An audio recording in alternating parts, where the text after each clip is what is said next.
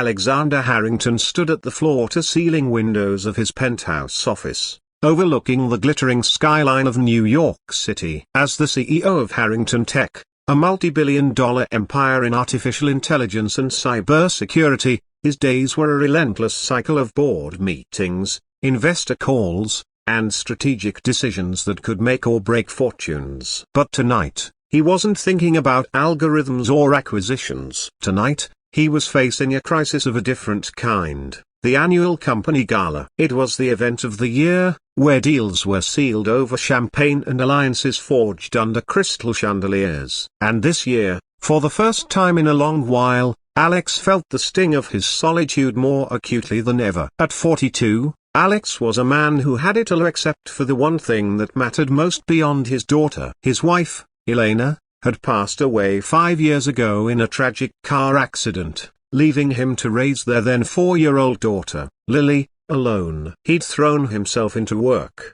building walls around his heart to protect it from further breakage. Dating? It was out of the question. Who had time for that when every waking moment was divided between closing deals and bedtime stories? But the gala was different. Rumors had been swirling about his eligible bachelor status, and the last thing he needed was pitying glances or opportunistic advances from social climbers. He needed a date as someone polished, professional, and utterly temporary. That's how he found himself scrolling through an elite escort service app late one night, after Lily was tucked in bed. It wasn't about romance or intimacy, it was a business transaction. The service promised discretion, with companions who could blend seamlessly into high society. He selected a profile that caught his eye: Sofia Rivera, 28, a freelance event planner with a background in theater. Her bio read like a resume: elegant, articulate, with a knack for charming crowds. Her photos showed a woman with cascading dark hair, warm hazel eyes, and a smile that could light up a room. Perfect. He booked her for the evening, specifying the terms: arrive at 7 p.m., attend the gala as his girlfriend, depart by midnight. No strings, no complications. The next morning, Alex woke to the sound of Lily's giggles echoing from the kitchen. She was 9 now, a whirlwind of energy with her mother's curly blonde hair and his piercing blue eyes. "Daddy, I made pancakes," she announced proudly, holding up a plate of slightly burned flapjacks drowning in syrup. Alex chuckled, ruffling her hair as he sat down. "They look delicious, kiddo." "What's the occasion?" Lily climbed onto the stool beside him, her legs swinging. "No occasion. Just because." "Are you excited for the party tonight?" "Can I come?" "Please." Alex's heart twisted. The gala was adults only, but Lily had been begging to dress up and join him. "Not this time, sweetie. It's boring grown-up stuff for talking about computers and shaking hands. You'll have more fun with Nana." Lily pouted, but her eyes sparkled with mischief. "Fine. But you have to promise to bring me a piece of cake and tell me all about it. Do you have a date like in the movies?" He nearly choked on his coffee. "A date? Where did that come from?" "From TV. All the fancy parties have princes and princesses." "You're like a prince, Daddy." "You need a princess." Alex forced a smile, changing the subject to her school project on dinosaurs. But her words lingered. Maybe this fake date wasn't such a bad idea after all. It would give him a shield, and perhaps a story to tell Lily without the mess of real emotions.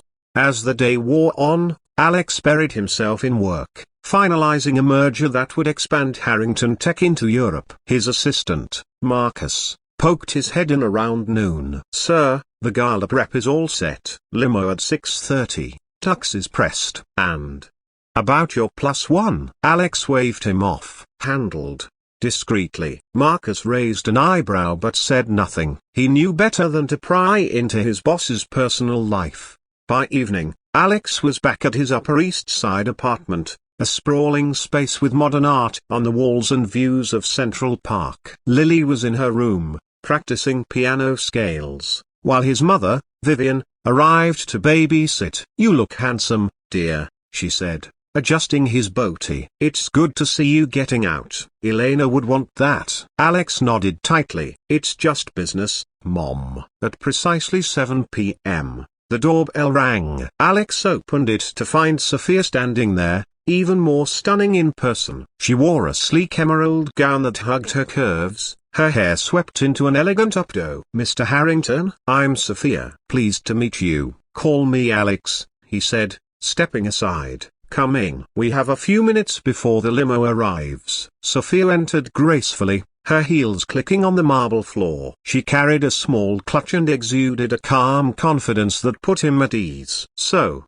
what's the story? How did we meet?" "I like to have details to make it believable." Alex poured them both a glass of water and no alcohol yet. He needed a clear head. "We met at a charity event last month." "You're an event planner. I'm in tech." "Keep it simple. No need for deep backstories." "Got it." "And what about affection? Hand-holding? A kiss on the cheek?" "Minimal." "Professional." Sophia nodded, a hint of amusement in her eyes. "Understood. I'm here to make you look good." Before he could respond, Lily bounded into the room, her eyes wide. "Daddy, who's this?" "She's so pretty." Alex froze for a second, not expecting the interruption. "Lily, this is Sophia." "She's my friend." "Coming with me to the party." Lily's face lit up like Christmas morning. "Hi, Sophia." "I'm Lily." "Your dress is like a mermaid's." "Do you like dinosaurs, or piano, or ice cream?" Sophia knelt down to Lily's level, her smile genuine. "Hi, Lily. I love all those things, especially ice cream. Chocolate chip is my favorite." "What's yours?" "Strawberry with sprinkles." Lily giggled, grabbing Sophia's hand. "Come see my room. I have a T-Rex model." Sophia glanced at Alex, who nodded reluctantly. "Just for a minute. We have to go soon." As Sophia followed Lily down the hall, Alex watched in surprise. Most people treated Lily with polite distance, but Sophia engaged her like an old friend, asking questions about her toys and school. By the time they returned, Lily was beaming. "Daddy, can Sophia come over again?" "She's fun." "We'll see, kiddo," Alex said, kissing her forehead. "Be good for Nana." In the limo, Alex turned to Sophia. "You were great with her." "Thanks." "She doesn't warm up to people easily since." "Well, it's been just us." Sophia softened. "She's adorable. Reminds me of my little sister." "I get it, our kids need that connection." The gala was held at the Metropolitan Museum of Art, transformed into a wonderland of lights and flowers. As they stepped out, flashbulbs popped from photographers. Alex slipped his arm around Sophia's waist. "A professional," he reminded himself, and they made their entrance. Heads turned, whispers followed. "Who's that with Harrington?" "Stunning couple." Inside, the air buzzed with conversation. Alex introduced Sophia to board members and investors, her charm disarming even the toughest critics. "Sophia's planning our next corporate retreat." He lied smoothly when asked about her. "Absolutely," she chimed in. "Alex has some innovative ideas of blending tech with team building." One investor, Mr. Kensington, pulled Alex aside. "Good to see you with someone, Harrington. Makes you seem more grounded." "Family man image helps in our line of work." Alex nodded, but inside, he felt a pang. Was that what this was? An image boost? As the night progressed, they danced. Sophia's hand in his felt surprisingly natural. She laughed at his jokes, shared stories about her theater days, and even helped him navigate a tricky negotiation over cocktails. "You're not just a pretty face," he said during a quiet moment on the balcony. "Neither are you," she replied, her eyes meeting his. For a split second, the facade cracked, and Alex wondered what it would be like if this were real. But he pushed the thought away. This was temporary. Back home after midnight, Sophia lingered at the door while Alex paid her via the app. "Thank you. You were perfect." "It was fun," she said. "Lily's a gem. Take care of her." As she left, Alex checked on Lily, who was asleep with her stuffed dinosaur clutched tight. He sighed,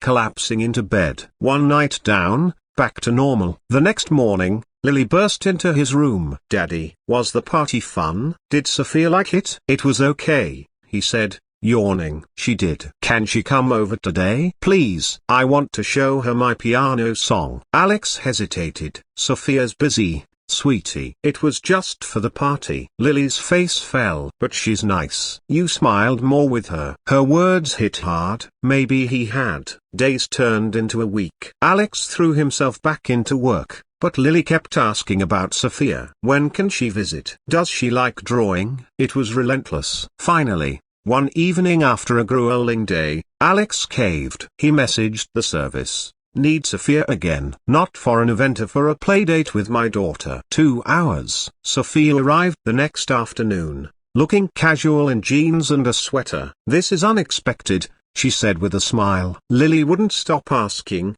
Alex explained. I hope it's okay. More than okay, Sophia replied. What followed was magical. Sophia and Lily baked cookies, messy flour everywhere, laughter filling the kitchen. They played board games, Sophia letting Lily win just enough to keep it exciting. Alex watched from the doorway, a warmth spreading in his chest he hadn't felt in years. As the hours ticked by, Sophia shared bits of her life here growing up in a big family, pursuing acting before turning to event planning to pay the bills. It's not glamorous, but it's flexible, she said. Alex opened up too, talking about Elena, the accident, the void it left. I focus on Lily and work. That's my world. Sophia nodded. You're doing great. She's happy. When it was time for her to leave, Lily hugged her tight. Come back soon, okay? I'd love to, Sophia said, glancing at Alex. After she gone, Lily turned to him. Daddy,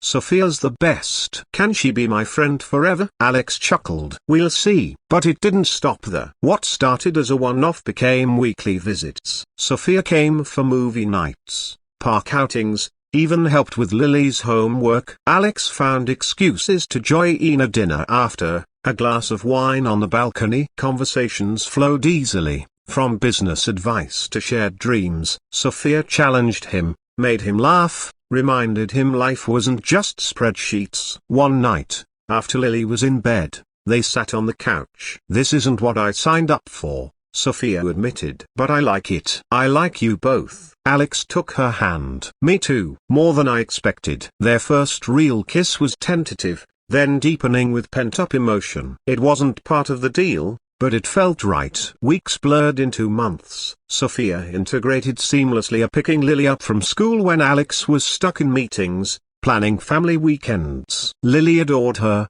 calling her Soph and drawing pictures of the three of them together. Alex's work flourished too with emotional support. He closed bigger deals, innovated bolder. But doubts crept in. Was this real, or just convenience? Sophia wasn't an escort. Anna Maria. They'd ended the payments after the first few visits, but the origin nagged at him. One evening, during a quiet dinner, Lily dropped her fork. Daddy, Soph, I have a question. What is it, Munchkin? Sophia asked. Can Soph stay forever? Like, live here? Be my mum? Alex's heart stopped. Sophia's eyes widened. Lily continued, innocent. I love her. And you love her too, right, Daddy? The room fell silent. Alex looked at Sophia, seeing the vulnerability there. This was the moment to fake or forever?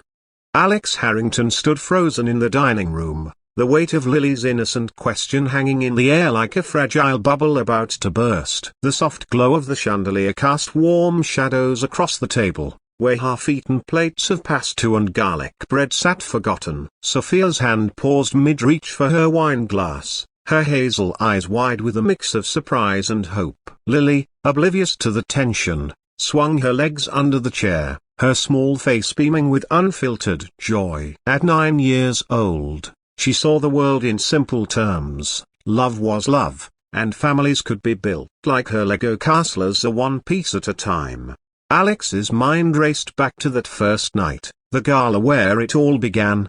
He'd ordered Sophia like a service, a temporary fix for his loneliness, never imagining she'd become the glue holding his fractured life together. Now, here she was, woven into their daily rhythm, mornings with coffee and cartoons, evenings with stories and snuggles. But forever, that word carried the echo of vows he'd made once before, to Elena, in a sunlit chapel surrounded by friends and family. Elena, with her infectious laugh and unwavering support, gone too soon in a screech of tires and twisted metal. The accident had shattered him, leaving scars that work and fatherhood could only partially heal. Daddy? Lily prompted, her voice pulling him back. You do love Soph, right? Like in the fairy tales? He swallowed hard, his throat tight. Sophia's gaze held his, searching for truth amid the uncertainty. She wasn't just a hired companion anymore, she'd become his confidant, his partner in the chaos of parenting and corporate battles. Yet, doubts whispered in his ear. What if this was all an illusion, born from convenience rather than genuine connection? What if revealing his feelings scared her away, leaving Lily heartbroken? Taking a deep breath, Alex set down his fork and reached across the table, covering Sophia's hand with his. Her skin was warm, steadying him. Lily, that's a really big question, sweetie. And yes, I do love her. The words tumbled out, raw and real, surprising even him with their certainty. He turned fully to Sophia, his blue eyes intense. Sophia, I didn't plan this. None of it. You walked into our lives as a favor, a one-night thing, but you've become so much more. You've brought light back into this home, laughter I thought was lost forever. If you'll have you Sammy, with my crazy schedule and emotional baggage, and Lily, with her endless energy, then yes, stay forever. Tears shimmered in Sophia's eyes, spilling over as she blinked. She squeezed his hand, her voice barely above a whisper. Alex, I love you too. Both of you. From the moment Lily showed me her dinosaur collection, I felt like I belonged. But forever? That's what I've always wanted, deep down. A family, a home that's not just a place but a feeling. Lily squealed, jumping from her chair and throwing her arms around them both in an awkward group hug. Yay, Soph's staying. We can have movie nights every day and bake cookies and go to the park. Alex laughed, the sound bubbling up from a place of pure relief. He pulled Lily onto his lap, kissing the top of her head, while keeping Sophia's hand in his. The moment felt surreal, like stepping out of a storm into sunlight. But as the initial joy settled, reality crept in. Forever meant change, so big ones. They'd need to talk about logistics, about blending lives fully. Sophia had her own apartment, her freelance career. Alex had his empire to run. And then there was the past, the ghost of Elena that sometimes lingered in quiet moments. That night, after tucking Lily in with extra stories and promises of a special breakfast, Alex and Sophia retreated to the balcony. The city lights twinkled below, a sea of possibilities. They sat side by side on the cushioned lounge, a blanket draped over their legs against the autumn chill. Sophia leaned her head on his shoulder. Are you sure about this? It's fast. We started so unconventionally. Alex wrapped an arm around her. I've never been more sure. But I want to do this right. No more pretending. Let's make it official. Dates, just us, building memories without the crutch of play dates for Lily. She smiled, tracing patterns on his hand. I'd like that. Tell me more about Elena. I want to honor her place in your hearts. He nodded, opening up as he rarely did. She was my college sweetheart, ambitious, kind, the one who pushed me to start Harrington Tech. When Lily was born, she quit her job to be a full-time mom, said it was her dream. The accident. It was a rainy night. She was picking up groceries. A drunk driver. His voice cracked, but Sophia's gentle presence eased the pain. I blamed myself for not being there, for working late. It took years to forgive, to move forward. Sophia shared her own scars growing up in a fractured family, parents divorced young, bouncing between homes. I learned to adapt, to find joy in small things. Theater was my escape, pretending to be someone else. But with you and Lily, I don't have to pretend. This is real. They talked until the stars faded, sealing their commitment with a kiss that promised tomorrows. The following weeks were a whirlwind of integration. Sophia moved in gradually, starting with a drawer, then a closet, until her presence filled the apartment. Lily thrived, her school reports glowing with mentions of her new family. Alex adjusted his schedule, delegating more at work to be home for dinners and bedtimes. Marcus, his assistant, noticed the change. You seem happier, sir. It's good. One weekend, they planned a family outing to the zoo, Lily's choice. As they wandered hand in hand, watching monkeys swing and elephants trumpet, Alex felt a profound sense of completeness. Sophia pointed out a peacock fanning its feathers. Like you at the gala, strutting your stuff. He chuckled. And you were the graceful swan, stealing the show. Lily tugged them toward the ice cream stand. Chocolate chip for Soph, strawberry for me. and vanilla for dad. You're boring. Over cones, Sophia broached a sensitive topic. Have you thought about telling people about how we met? Alex paused, licking a drip. The truth, or the polished version? The truth. It's our story, a flawed, but beautiful. He agreed, and soon, they shared it with close friends and family. Vivian, Alex's mother, was thrilled. Elena would approve. She wanted you happy. At work, rumors turned to congratulations. A profile in Forbes even spun it positively. From boardroom to heart's desire, CEO finds love in unexpected places. But not everything was smooth. Challenges arose, testing their bond. One evening, after a heated board meeting where a deal fell through, Alex came home irritable. He snapped at Lily over a spilled juice, then withdrew to his study. Sophia followed, closing the door softly. Talk to me. Don't shut us out. He sighed, rubbing his temples. It's the pressure. Building this company from nothing, now with a family. I can't fail. She knelt beside him. You won't. We're in this together. Let me help her. I'm good at events. Maybe I can plan a team retreat to boost morale. Her idea worked, turning the tide. In return,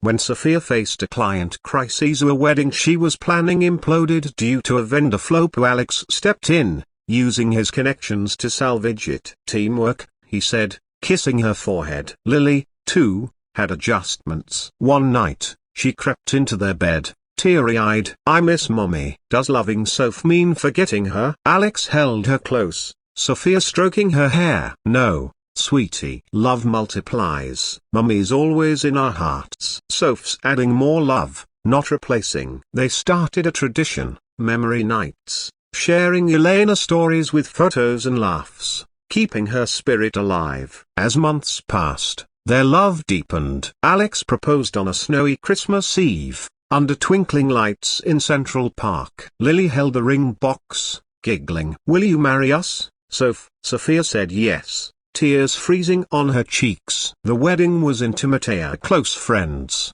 Vivian officiating a vow renewal of sorts. Lily as flower girl, scattering petals with glee. Honeymoon in Hawaii, they built sandcastles with Lily, swam in turquoise waters, and dreamed of the future. Back home, life settled into a joyful routine. Sophia launched her own event firm, with Alex as silent partner. Harrington Tech expanded, but family came first. Years later, on their anniversary, they reflected. Who knew ordering a date would lead to this? Alex mused. Sophia smiled. Fate has a funny way. And Lily's wish came true. Lily, now a teen, rolled her eyes but hugged them. Best decision ever. From a single dad's desperate ploy to a forever family, their story proved love could bloom in the most unlikely gardens, enduring through trials, growing stronger with each shared moment. It wasn't perfect, but it was there, so heartfelt, resilient, eternal. Ethan Caldwell,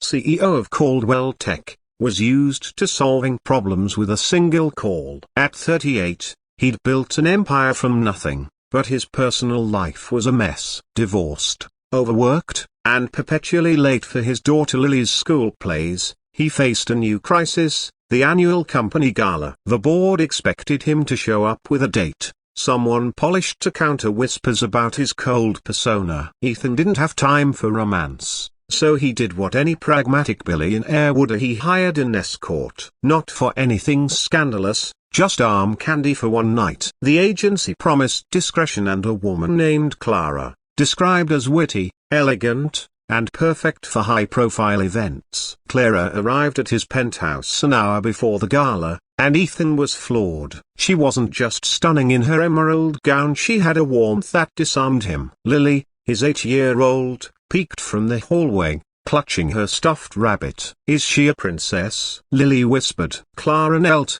grinning. Only for tonight, kiddo. Want to see my sparkly shoes? Lily giggled, instantly smitten. At the gala, Clara was flawless at charming investors, deflecting nosy questions, even making Ethan laugh, a rarity. But it was her quiet moment with Lily before they left, braiding her hair and telling a silly story, that stuck with him. As they returned home, Lily tugged Clara's hand. Can you come back tomorrow? Ethan froze, but Clara just smiled. We'll see, sweetheart. The next morning, Ethan woke to Lily's chatter about Clara over pancakes. "She's nice, Dad. Not like those boring ladies at your office." "Can she stay forever?" Ethan choked on his coffee. "Forever?" Clara was a hired professional, not a fairy tale fix for their fractured family. Yet, Lily's words gnawed at him. He hadn't seen her this happy since the divorce. Against his better judgment, he called the agency, only to learn Clara wasn't an escort. She was a grad student who'd taken the gig to pay tuition, her first and last assignment. The agency gave him her contact, with a warning: "She's not in the business anymore." Ethan tracked Clara to a small bookstore where she worked part-time. She looked different in jeans and glasses, shelving novels, but that warmth was still there. "Mr. Caldwell," she said, startled. He stammered, something about Lily, the gala, and an apology for the odd situation. Clara laughed, cutting him off. "Lily's a gem. You're lucky." They talked about her literature degree, his late nights coding, Lily's obsession with rabbits. He invited her to dinner, as friends, he insisted, though his racing pulse disagreed. Lily's squeal when Clara arrived sealed it. Over pizza, Clara fit into their world like she'd always been there. As Lily whispered, "Forever, Dad, please." Ethan caught Clara's eye, wondering if maybe, just maybe, his daughter was onto something. Ethan Caldwell, billionaire CEO of Caldwell Innovations, was a master at fixing corporate chaos but clueless about his personal life. At 39, divorced and drowning in board meetings, he barely had time for his 9-year-old daughter, Lily. The annual company gala loomed, and the board's whispers about his loner image stung. A charming date was non-negotiable. With no time for dating apps, Ethan turned to an elite agency, hiring a companion for the night. They sent Clara Monroe, billed as sophisticated, witty, and discreet. When she arrived at his sleek Manhattan penthouse in a sapphire gown, Ethan was stunned as she was radiant, with a smile that felt oddly genuine. Lily, spying from the staircase, gasped, "Dad, is she a movie star?" Clara crouched to Lily's level, her voice warm. "Just a friend for the party, kiddo." "Like my earrings?" Lily beamed, twirling her own plastic necklace. At the gala, Clara dazzled the charming investors, laughing at Ethan's dry humor, and even coaxing him onto the dance floor. Later, as they dropped her off, Lily hugged Clara tightly. "Can you stay forever?" she asked. Ethan's heart lurched, but Clara just twinked. "Maybe I'll visit, okay?" As she walked away, Ethan realized he didn't want the night to end. The morning after the gala, Ethan woke to Lily sketching Clara's dress at the breakfast table, her crayons a riot of blue. "She was so cool, Dad. Can we call her, please?" Ethan rubbed his temples. Clara was a hired professional, not a family friend. Yet Lily's hopeful eyes are rare since the divorce. He gnawed at him. He'd built a tech empire by trusting his instincts, and something about Clara felt a broken bar different. Against his better judgment, he called the agency, only to learn Clara wasn't a regular. She was a 27-year-old literature PhD student, filling in for a friend to cover rent. The agency hesitated but shared her contact, noting she'd quit after the gala. "She's not who you think," they warned. Ethan found her at a cozy Brooklyn bookstore, stacking poetry collections. In a sweater and glasses, Clara looked softer than the gala's polished star, but her easy laugh was the same. "Mr. Caldwell," she said, eyes wide. He fumbled, mentioning Lily's drawing and the gala's success, then blurted an invitation to coffee. Clara raised an eyebrow. "This isn't a transaction, is it?" Ethan flushed. "No, just a broken bar. Lily won't stop talking about you." She softened, agreeing to meet them later. That evening, over pizza at their favorite hole in the wall, Clara fit in effortlessly. Lily peppered her with questions about books and princesses, while Ethan watched, struck by how natural it felt. Clara shared stories of her small-town childhood, her love for obscure novels, and her dream of teaching. Ethan, usually guarded, found himself opening up about coding his first app at 19, the divorce that shattered his world, and Lily's obsession with rabbits. When Lily spilled soda and Clara laughed it off, helping her clean up. Ethan caught himself staring. This wasn't the hired charm of the gala, this was real. Days turned into weeks, and Clara became a fixture. She joined them for park picnics, helped Lily with homework, and even taught Ethan to make pancakes without burning them. He noticed small things: her habit of tucking hair behind her ear when nervous, the way she hummed off-key while reading to Lily. But doubts crept in. Was he projecting a fantasy onto her? Clara wasn't a solution to his broken family, as she had her own life, her studies, her ambitions. One night, after Lily begged Clara to read one more chapter, Ethan walked her to her cab. "You don't have to keep coming," he said, voice tight. "I know you're busy." Clara tilted her head. "Ethan, I'm here because I want to be. Lily's not the only one I like spending time with." His pulse raced, but he didn't push. He wasn't ready, not yet. The turning point came at Lily's school talent show. She'd been practicing a poem for weeks, terrified of performing. Clara offered to help, coaching her through nerves with silly rhymes. On the night, Lily nailed it, beaming as the crowd clapped. Afterward, she flung herself into Clara's arms. "You made it not scary." Ethan, watching from the audience, felt a pang. This was what Lily needed, a warmth he couldn't always give. Later, at ice cream, Lily dropped a bombshell. "Clara, if you married Dad, could you stay forever?" Ethan nearly choked, but Clara just laughed, ruffling Lily's hair. "Let's not rush your dad, kiddo." "But I'm not going anywhere." Her eyes met Ethan's, steady and warm, and he felt something shift. Months passed, and Clara's presence wove deeper into their lives. Ethan started leaving work early, trading boardrooms for board games. He and Clara talked late into the night, about everything and nothing: her thesis on Whitman, his fear of failing Lily, their shared love of bad sci-fi. One evening, as snow fell outside, Clara helped Lily build a pillow fort. Ethan watched, heart full. "You know," he said quietly, "Lily's not wrong. You fit here." Clara paused, her cheeks pink. "Careful, CEO." "That sounds like a proposal." He grinned, bolder than he felt. "Maybe it is." She didn't answer, but her smile said enough. Their first real test came when Clara's advisor offered her a teaching gig in London. Ethan's stomach dropped when she told him. "It's my dream," she said, voice wavering. "But I don't know how to leave you two." Lily, overhearing, burst into tears. "You can't go." Ethan wanted to echo her but swallowed hard. "You should take it," he said, though it hurt. "We'll figure it out." Clara shook her head. "I'm not choosing between you and my career. We'll make it work together." They did. Clara took the job, commuting for short stints, while Ethan and Lily visited London, Lily thrilled by Clara's castle, a tiny flat. Long distance was hard, but video calls and care packages kept them close. A year later, back in New York, Ethan planned a surprise. At the same bookstore where he'd found her, he and Lily waited, Lily clutching a handmade card that read, "Stay forever." Clara walked in, puzzled, then saw Ethan on one knee, a simple ring in hand. "I ordered a girlfriend for a party," he said, voice thick. "But Lily and I want you for life. Will you?" Clara's eyes welled up as Lily cheered. "Yes," she whispered, and the bookstore erupted in applause from strangers. As they hugged, Lily's voice rang out, "Told you, Dad." "Forever." Ethan laughed, holding them both, knowing she was right.